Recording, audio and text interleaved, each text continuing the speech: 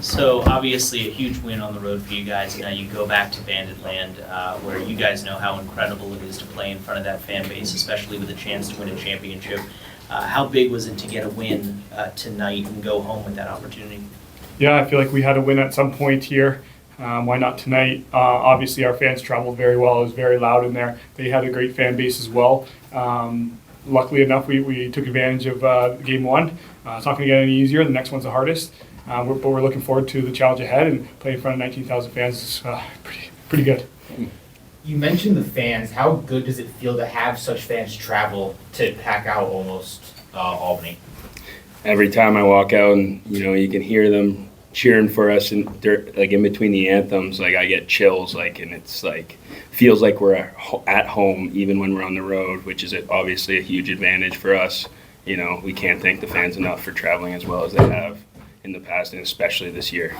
Dhane, that 9 assists for you tonight. What was really working for you from a playmaking standpoint? You know what? I feel like they were kind of pressing out on me quite a bit. I had a lot of tension on myself tonight, and for me, I just want to make plays, whether it put the ball in the net, pass to my teammates, or get loose balls. It's all about the little things, especially come playoff. I don't care about my stats. I care about winning championships and winning games, and it was very important for us to get that win tonight. But a lot of the guys set picks for me, got me open, got me good looks, and they put the ball in the back of the net tonight. Did you know that you passed JT for the most playoff assists all time tonight? I did not, no. I'm trying to catch his championships, not much of his points. So, Chris, obviously Dhane and Josh get so much attention for what they do all the time, but this team excels because of the role players on the team, and tonight you were one of those big guys that really stepped up to add some depth to the offense.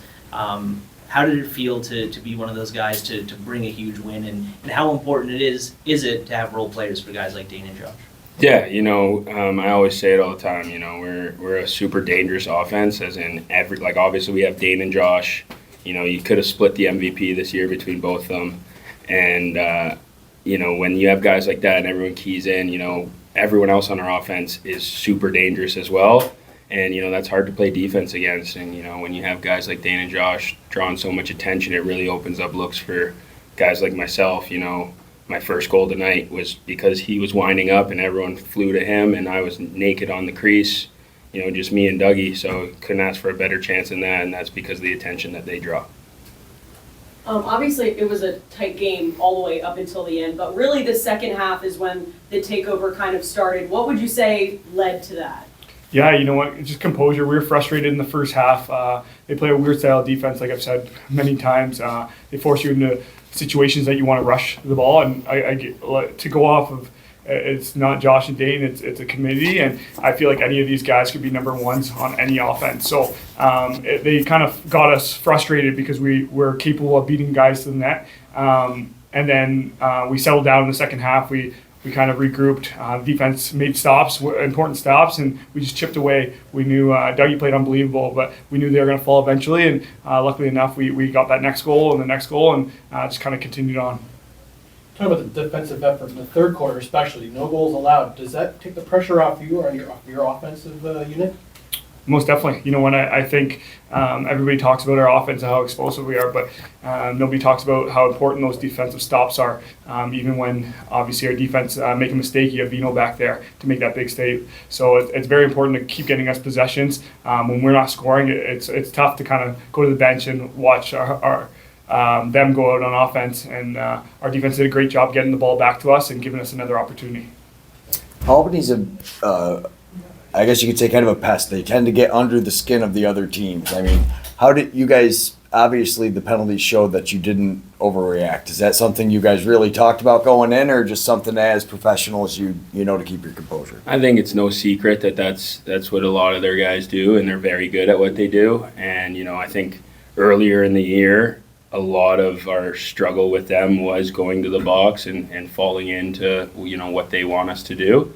And we definitely talked about that beforehand, and it's kind of been a common theme with us, not just with Albany, but with the whole league. We got to stay out of the box and, do what we do 5-on-5, because that's when we're at our best.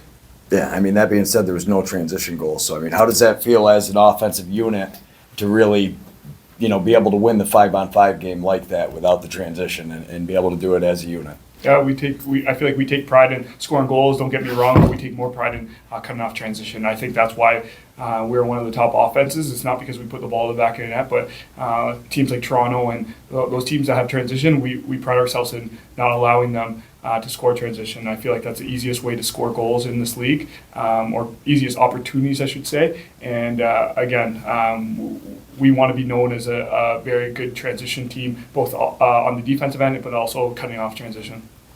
Dhane, What's the level of, what's the sense of urgency to finish this thing off tomorrow in front of your fans and your players and not have to come back here for game 3? I mean, of course, we want to, get it done tomorrow in front of Banditland, and that's all we're focused about right now. We're not even looking at game 3. We're looking at game 2. We got to bring our A game because that is a good team over there, very young. They're going to be ready to go, and they're going to come out firing, and we got to be ready to, fire right back.